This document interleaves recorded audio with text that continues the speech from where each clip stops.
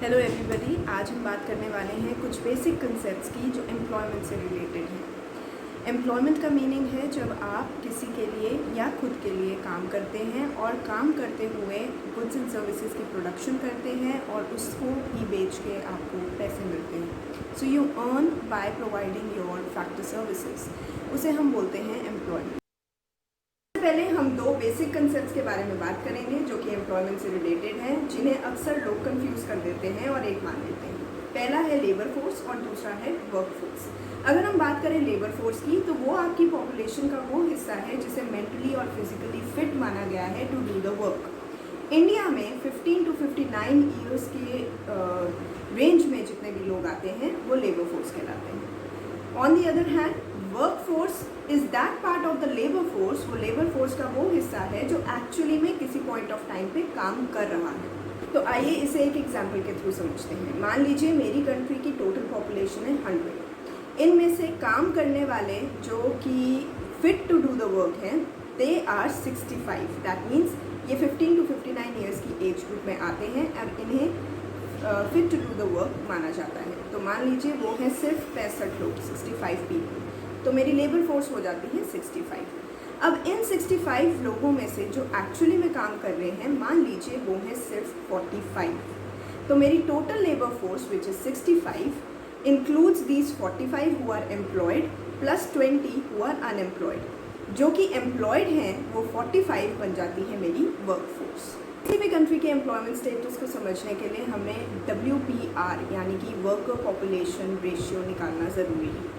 Worker population ratio का simple meaning है कि आपकी टोटल पॉपुलेशन का कितना पोर्शन काम कर रहा है। जितना ज़्यादा एक कंट्री का WPR होता है, उतने ज़्यादा लोग उस कंट्री में काम कर रहे हैं, मतलब उस कंट्री पे बर्डन कम है। अब बात करते हैं WPR के कुछ फीचर्स की इंडिया में।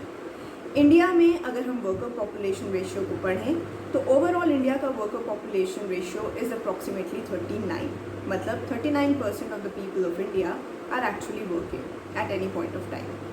अब अगर हम बात करें WPR in rural and urban areas, तो बहुत कॉमन सेंस है कि रूरल एरियाज़ में वर्कर पार्टिसिपेशन ज़्यादा होती है। वो इसलिए क्योंकि रूरल हाउस होल्ड्स की इनकम लेवल्स लो होते हैं, तो वो घर नहीं बैठ सकते। उन्हें किसी भी हाल में अपनी इनकम्स को बढ़ाने के लिए, सपोर्ट करने के लिए जॉब मार्केट में जॉब ढूंढने कैजुअल लेबर के तौर पे या फील्ड वर्क पे जाना ही पड़ता है। इसलिए WPR रूरल एरियाज़ का ज़्यादा होता है। दूसरी बात, ओवरऑल इंडिया में WPR among males is higher than females.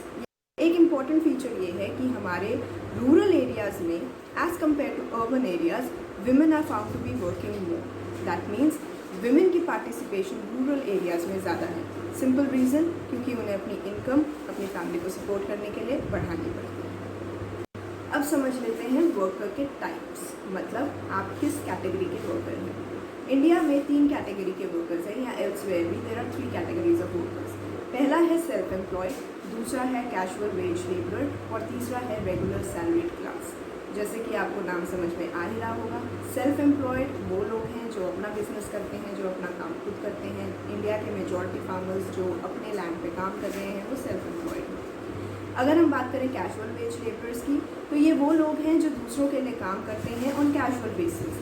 Casual basis का मतलब है इनकी कोई जॉब सिक्योरिटी नहीं होती, कोई फिक्स्ड इनकम नहीं होती। They can be daily wage earners और hour wage earners.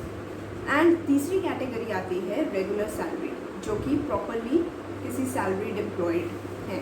Now if you talk about these 3 categories, India में सबसे ज़्यादा कैटेगरी के लोग हैं self employed. Whereas if you talk about casual wage labours and regular salaried class, तो हमें दिखता है कि रूरल एरियाज़ में कैजुअल वर्क ज़्यादा होता है और अर्बन एरियाज़ में रेगुलर सैलरीड ज़्यादा कहलाते हैं। अर्बन एरियाज़ में रेगुलर सैलरीड इसलिए बिकॉज ऑफिसेज एक्सेट्रा में काम करने के लिए रेगुलर बेसिस पे ज़रूरत होती है ऑफ द वर्कर्स। अब हम तीसरी बात करते हैं ऑफ वेरी इंपॉर्टेंट कंसेप्ट, वो ये है कि रेगुलर सैलरीड क्लास में मेल्स या फीमेल्स कौन ज़्यादा एम्प्लॉय की जाती हैं। Definitely it is males again. वो इसलिए क्योंकि रेगुलर सैलरीड में skills and level of education qualification is demanded a bit more. So regular salaried class में आपको मेल्स ज़्यादा देखने मिलते हैं एज़ कम्पेयर टू फीमेल्स। एक बहुत इंपॉर्टेंट फीचर है जो पिछले कुछ सालों में इंडिया में देखा गया है, there has been a movement of people from self-employed category as well as the regular salaried category towards the casual labor. इसे हम कहते हैं कैजुअलाइजेशन। अगर हम टर्म्स ऑफ एम्प्लॉयमेंट की बात करें तो हमारी दो कैटेगरी बनती है, फॉर्मल सेक्टर और इनफॉर्मल सेक्टर। ये आप सब ने सुना हो। फॉर्मल सेक्टर में रूल्स एंड रेगुलेशंस होते हैं, रेगुलर जॉब होती है, बिना किसी रीज़न के आपको जॉब से नहीं निकाला जा सकता, प्रायर इंटीमेशन के आपको जॉब से नहीं निकाला जा सकता। फिक्स्ड वर्किंग आवर्स होते हैं, फिक्स सैलरीज होती हैं, आपकी जो फैसिलिटीज़ हैं वो प्रोवाइड की जाती हैं, आपको अदर इंसेंटिव्स दिए जाते हैं like you can say gratuity and paid leaves etc. लेकिन इनफॉर्मल सेक्टर में हम देखते हैं कि इसका बिल्कुल उल्टा होता है। कोई रूल्स नहीं होते, कोई फिक्स जॉब नहीं है, कोई फिक्स सैलरी नहीं है, फिक्स वर्किंग आवर्स नहीं है, कोई ग्रेचुटी, कोई provident funds, nothing of that sort, no pensions.